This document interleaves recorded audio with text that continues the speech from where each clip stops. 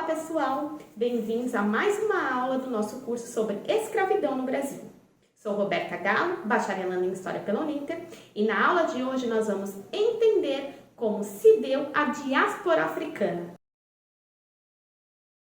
O processo para transportar os cativos dos barracões ou feitorias até os navios era uma operação complexa, haja vista que o número de escravos poderia chegar a 600.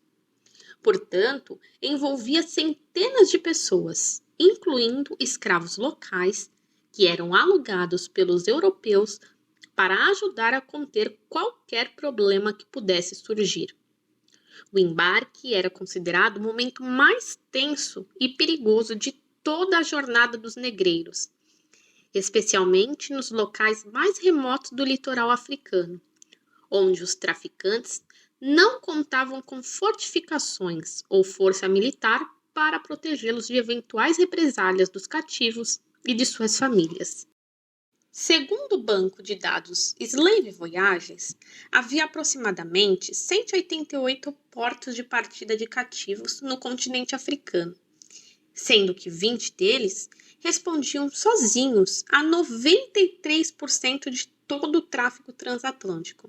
Desta forma, é notório que o comércio de escravos era altamente rentável e que, portanto, mobilizava e moldava todas as estruturas sociais e políticas em que estava inserida, fosse ela no continente africano, europeu ou até mesmo nas Américas. Como acabei de falar, o tráfico de escravos foi até o início do século XIX o maior e mais internacional de todos os negócios do mundo, pois a rede de interesses envolvia, como Gomes diz, milhares de pessoas, incluindo agentes comerciais e controles contábeis das transações, uma estrutura de fornecimento de água e comida e até instituições religiosas para batizar e catequizar os cativos. Abrangia ainda seguradoras, estaleiros e armadores, bancos de crédito, empresas de transporte que forneciam navios, tripulações e apoio logístico às viagens, além de uma complicada estrutura burocrática para supervisionar as transações e cobrar impostos e tarifas. O tráfico envolvia pessoas de todas as classes sociais, fossem eles banqueiros ou nobres europeus, até pessoas relativamente modestas, como as que mantinham roças e currais que abasteciam os barracões e navios tombeiros. Havia ainda quem fornecesse ou contratasse as canoas com os seus remeiros para levar os escravos da praia para os navios. Ocorria ainda um fenômeno extremamente cruel, que era a reprodução sistêmica de cativos com o objetivo de vender as crianças posteriormente. A respeito disso, em 1571, Venturino diz: eram tratados da mesma forma como as manadas de cavalos são na Itália.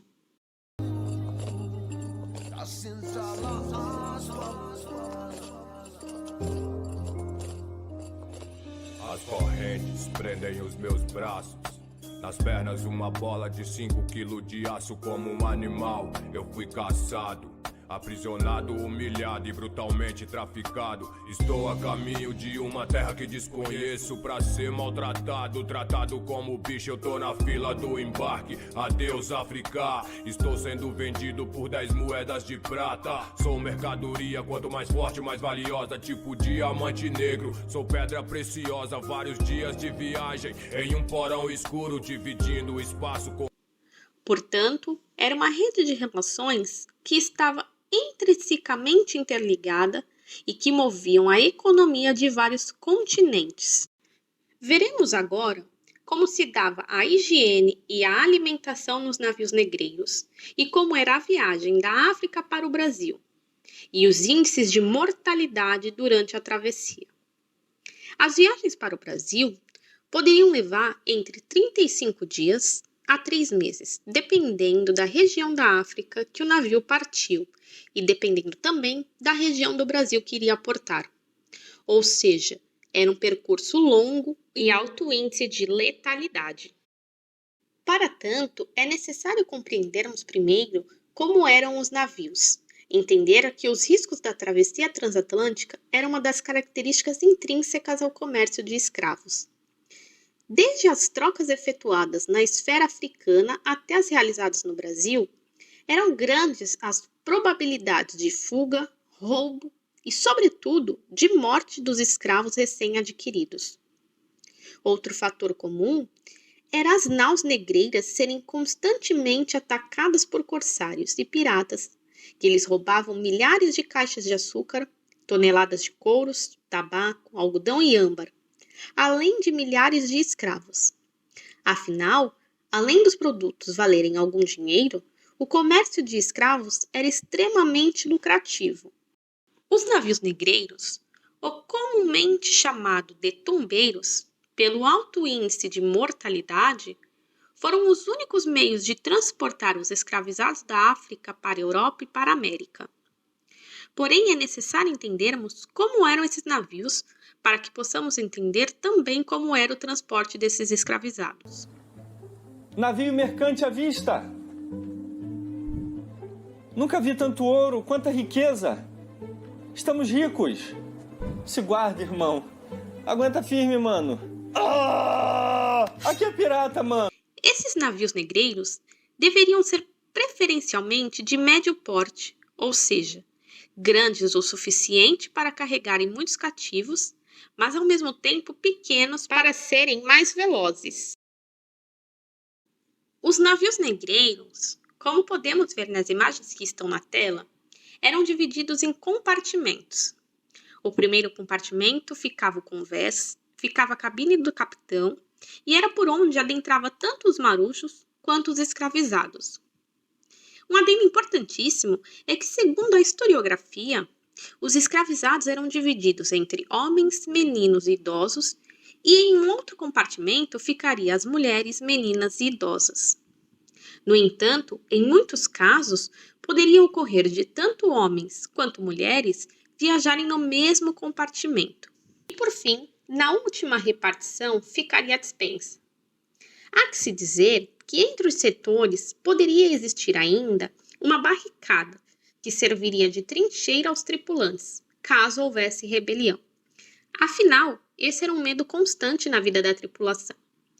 Segundo Jean Barbot, francês que trabalhou no tráfico negreiro no início do século XVII, não deveria medir esforços para reprimir a insolência dos cativos.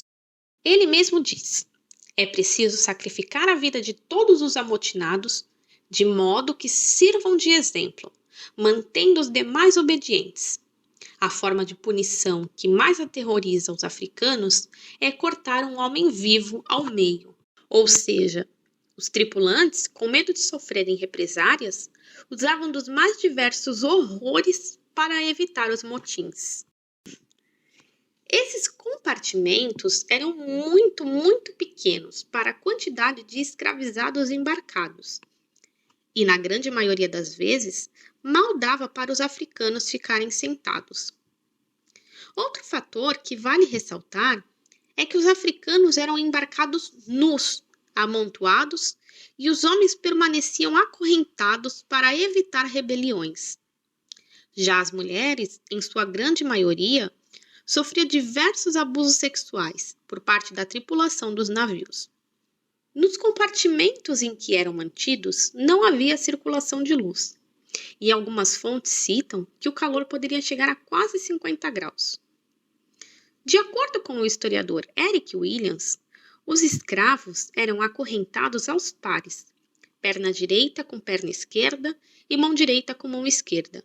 Cada escravo tinha menos espaço do que um homem dentro de um caixão. O sofrimento não parava por aí.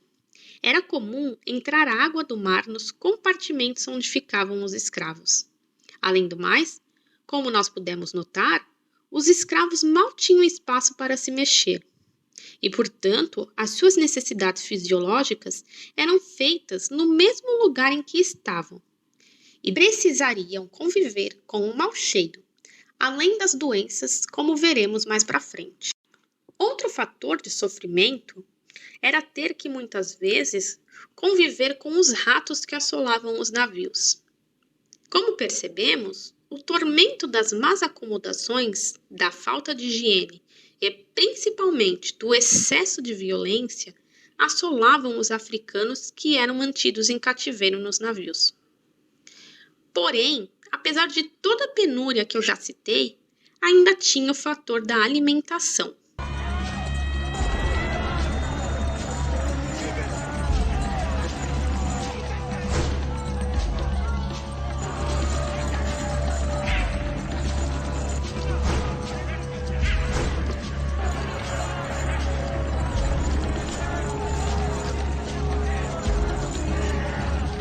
Nos navios tumbeiros, mal havia espaço para acomodar água e alimento para toda a tripulação durante todo o percurso. Ou seja, para os cativos, a base de sua alimentação era farinha e carne seca, e mesmo assim em pouquíssima quantidade, sendo na maioria das vezes jogada aos cativos para que eles brigassem pelo alimento. A água potável era quase que um luxo. Há documentos que dizem que muitas vezes os escravos lambiam o chão em busca de água da chuva, ou água que os tripulantes jogavam. Dá então para imaginar como eles eram desnutridos e sofriam com doenças terríveis.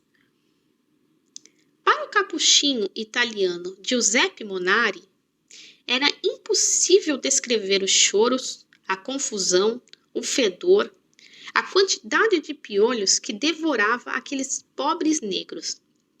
Naquele barco havia um pedaço de inferno, mas, como os que estão no inferno não têm esperanças de saída, eu me contentaria dizendo que era anal do purgatório. Fica então evidente que o sofrimento que os povos africanos passaram desde sua captura foram extremamente brutais e terríveis. Na verdade, eu ouso dizer que nem essas palavras são capazes de explicar o tamanho horror que foi praticado contra eles. O local de armazenamento de água e comida ficava abaixo dos escravos. Podemos então imaginar que, além da água do mar entrando e molhando os alimentos, o mofo decorrente desta água, os ratos que viviam por lá, havia ainda todo o excremento dos cativos que caía diretamente nos mantimentos, contaminando-os. Ou seja, todo o alimento consumido tanto pelos tripulantes quanto pelos cativos estava infectado, sendo assim um grande transmissor de doenças. Essas enfermidades eram a maior causa das mortes dos cativos e, em alguns casos, dos tripulantes também. Acompanhar-te a esteira que semelha no mar doido cometa. Albatroz, albatroz, águia do oceano, tu que dormes das nuvens entre as gazas, sacode as penas, leviatã do espaço. Albatroz, albatroz, dá-me estas asas. Desce do espaço imenso, ó águia do oceano, desce mais, ainda mais. Não pode olhar humano como o teu mergulhar no brigue voador. Entre as principais causas de morte estavam o sarampo, a varíola, problemas gastrointestinais, doenças infecto-contagiosas e o escorbuto. Segundo Gomes, o escorbuto era uma doença provocada pela falta de vitamina C no sangue e a escassez de alimento. Para termos uma ideia, a vítima queimava em febre e sofria de dores insuportáveis, além da gengiva necrosar e os dentes caírem. Era, na verdade, como se o corpo fosse decompondo aos poucos. Afinal, a base de sua alimentação estava toda contaminada, além do fato de conviverem com ratos e em meio aos seus excrementos, e por vezes com cadáver, pois a morte era constante e os tripulantes às vezes não retiravam esses corpos. Dizia-se ser possível reconhecer um navio tumbeiro pelo cheiro de suor, excremento e principalmente de morte. Sobre isso, Frei Sorrento, testemunha do embarque de 900 escravos em 1649, disse: aquele barco, pelo intolerável fedor, pela escassez de espaço, pelos gritos contínuos e pelas infinitas misérias de tantos infelizes, parecia um inferno. Era comum que, durante o percurso, o comandante do navio ordenasse atirar os corpos dos escravos mortos e moribundos, pois isso equilibraria o navio e facilitaria a navegação. Há quem diga que, devido ao alto índice de corpos ao mar, acabou alterando inclusive a fauna marinha. Afinal, os animais que se alimentavam de carne, como os tubarões, iam à procura desses alimentos. Irei ler agora para vocês um trecho do relato do escravo Mahomá Gardo Baquaquá. Fomos arremessados nus, porão adentro, os homens apinhados de um lado e as mulheres de outro. O porão era tão baixo que não podíamos ficar de pé. Éramos obrigados a nos agachar ou nos sentar no chão.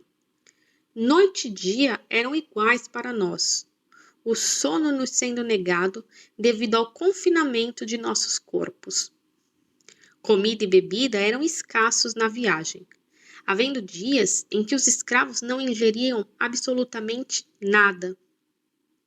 Houve um pobre companheiro que ficou tão desesperado pela sede que tentou apanhar a faca do homem que nos trazia água.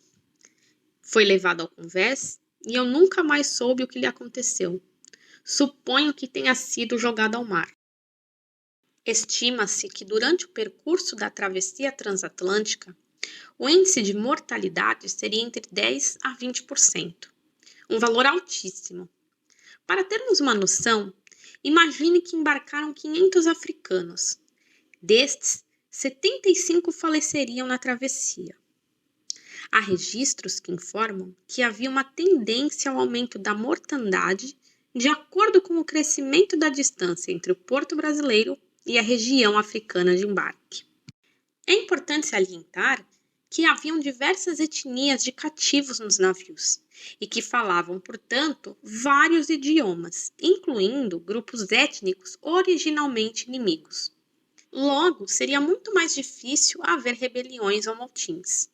Ou seja, foi negado a esses africanos o direito de ser, de pertencer e de praticar sua cultura e suas religiões. Era alto o índice de suicídio entre os cativos, pois eles não suportavam o sofrimento causado pelos portugueses. Muitas vezes, eles se jogavam ao mar na tentativa de serem comidos por algum animal que passasse por ali. Mas apesar de toda essa tentativa de não acontecerem rebeliões, elas eram mais frequentes do que se imagina. Em toda a história do tráfico, foram documentadas cerca de 600 revoltas de escravos em alto mar. Mas é sabido que este número pode ser bem maior. Fica então evidente que os cativos não aceitavam as condições que lhes eram impostas de mão abanando. Preciso deixar claro que, apesar de ser pouco explicado nos vídeos de história sobre o sofrimento das travessias, é muito importante estudarmos a respeito para compreendermos todos os aspectos que devastaram todo um modo de vida. É como dizia o grande historiador Peter Burke, a função do historiador é lembrar a sociedade daquilo que ela quer esquecer. Então, não devemos jamais nos esquecer das atrocidades que foram acometidas aos povos africanos. É preciso ter um olhar atento a este aspecto da história, para que possamos não cometer esses erros novamente, e para entendermos como este passado impacta ainda nos dias atuais a vida de milhares de brasileiros. Veremos agora um trecho do filme Amistad e poderemos visualizar alguns dos aspectos citados. Que tétricas figuras! Que cena infame, viu? Meu Deus, que horror!